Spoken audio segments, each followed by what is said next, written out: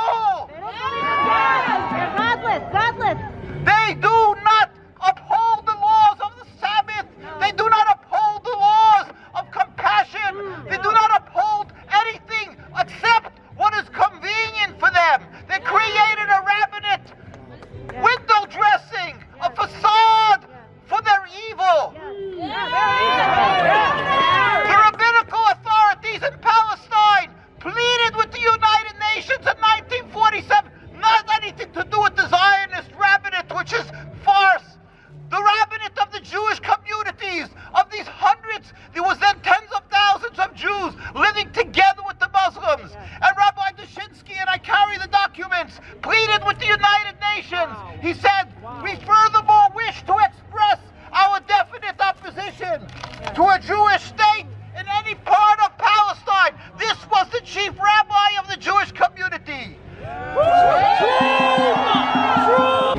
We have been standing from that day, from the beginning of Zionism that encroached upon the inhabitants of Palestine, which was majority Muslim, second largest community Christian, and the third a God-fearing community of Jews. When the Zionists came up from Europe with their evil plan, the community demonstrated from day one. They were murdered, they were assassinated.